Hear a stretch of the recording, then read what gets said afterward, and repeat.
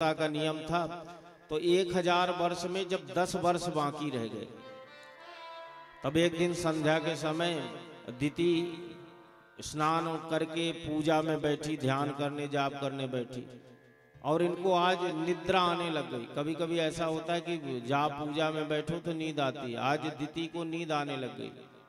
तो जब नींद आई तो इनका सिर, पलथी लगा के बैठी थी, सिर नीचे की तरफ झुक गया, और सिर से जो बाल हैं, बाल नीचे झुके और चरण का स्पर्श बाल कर लेते। सर के बाल पांव का स्पर्श करते हैं, और जैसे ही सर के बाल पांव का स्पर्श करते हैं, दिति की अपवित्र अवस्था हो गई।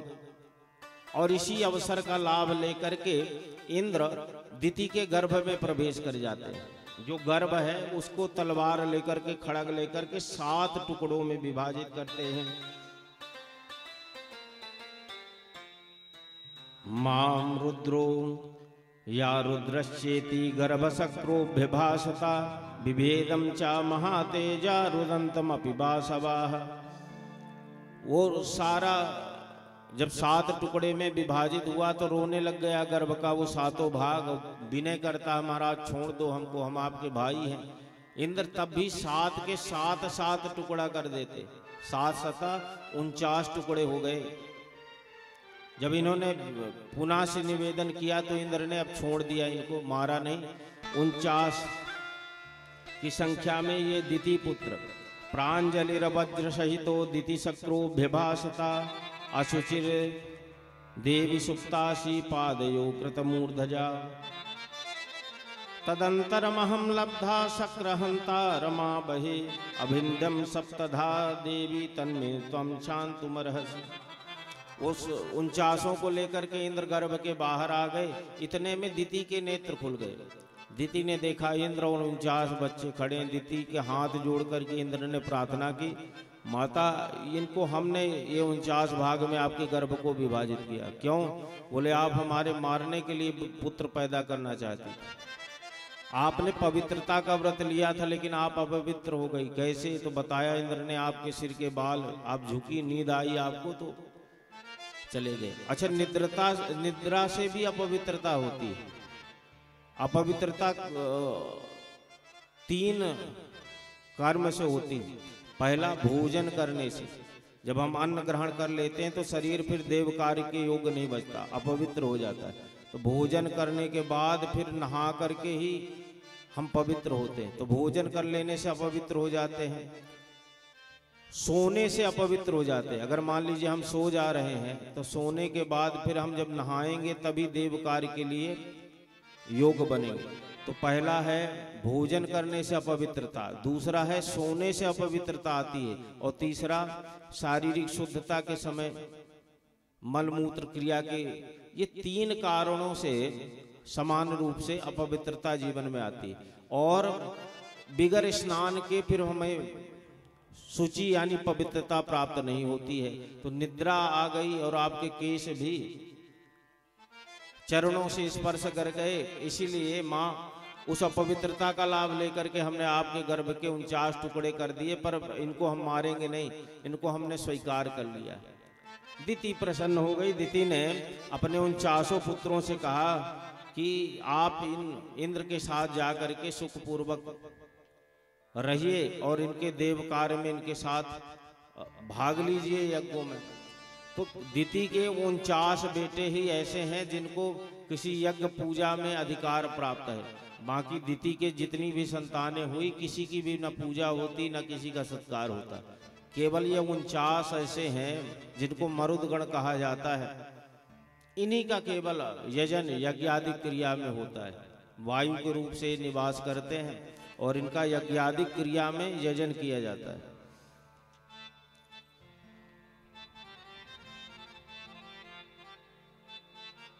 श्री वाल्मीकि जी कह रहे हैं, ब्रह्मलोकम चरत्तेकम इंद्रलोकम तथा परो दिवि वायुरिति ख्याता तृतीयोपि महायशा।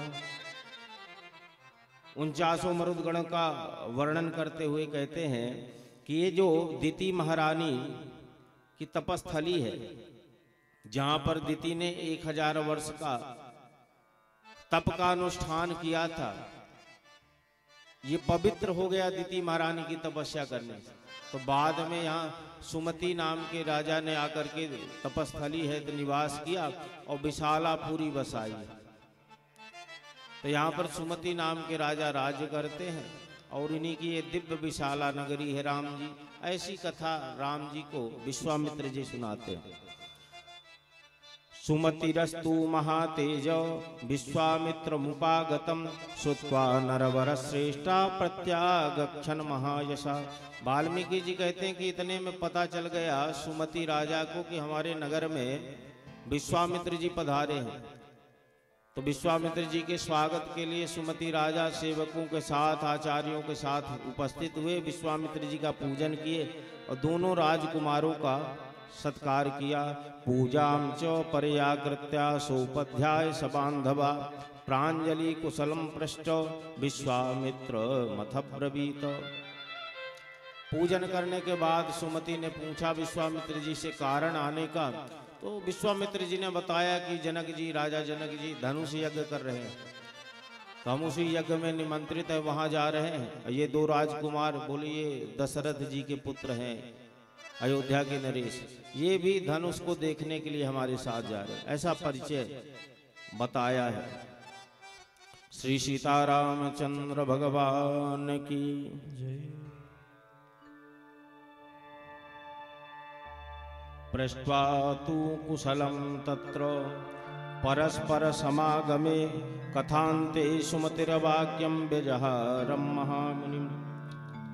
एक रात्रि राजा सुमति के आग्रह से विश्वामित्र जी सुमति के यहाँ निवास करते हैं। सुमति राजा ने विश्वामित्र जी का बड़ा आतिथ्य किया, सत्कार किया, दोनों राजकुमारों का पूजन किया।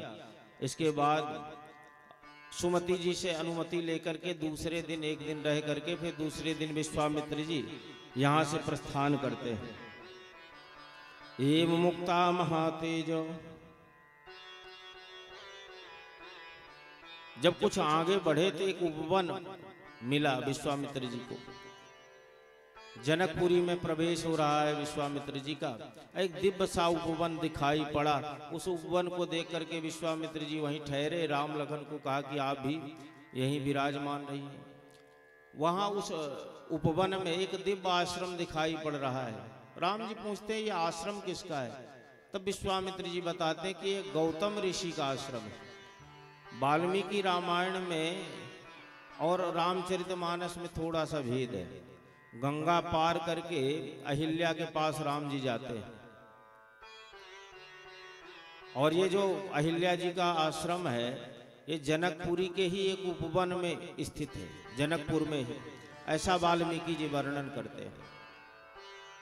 लेकिन रामचरितमानस और आनंद रामायण में ऐसा वर्णन नहीं है। उसमें पहले ही अहिल्या जी का आश्रम मिल जाता है। पर वाल्मीकि जी ये बताते हैं कि जब जनकपुरी पहुंच गए तो जनकपुरी के ही एक उपवन में गौतम ऋषि का आश्रम है। ये कथा का थोड़ा सा भेद रामचरितमानस और वाल्मीकि जी का। अफलस्तु तथा शक्रो देवनुग्र पुरोगमं आब्रवीत नयनम सिद्ध गंधर्व चारणा। वो दिव्य आश्रम है। उस आश्रम को देख करके राम जी गदगद हो रहे हैं और विश्वामित्र जी बता रहे हैं कि परम तपस्वी महात्मा ये कभी गौतम ऋषि का आश्रम हुआ करता था।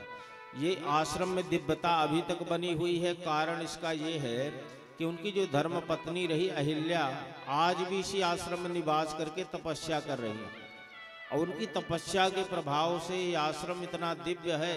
उनकी तपस्या का ये दिव्य प्रभाव है। तो महाराज वो दिखाई क्यों नहीं पड़ती?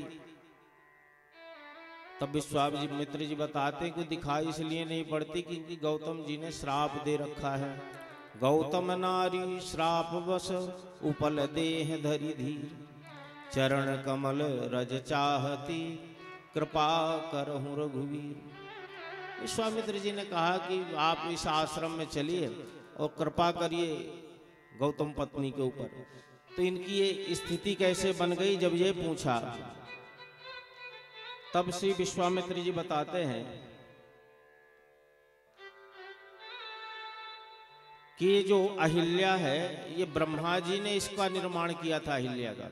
और अहिल्या को बनाते समय विश्वामित्र जी ने बड़े मनोयोग से अहिल्या का निर्माण किया। बड़ी सुंदरी थी अहिल्या, जैसी सुंदर कोई स्त्री नहीं थी उस समय। एक बार गौतम ऋषि स्नान करने के लिए गए हुए थे, तभी देवराज इंद्र की इच्छा भई अहिल्या से भेंट करने की। पाप बुद्धि हुई देवराज इंद्र की, तो गौतम ऋषि का स्वरूप धारण कर लिया।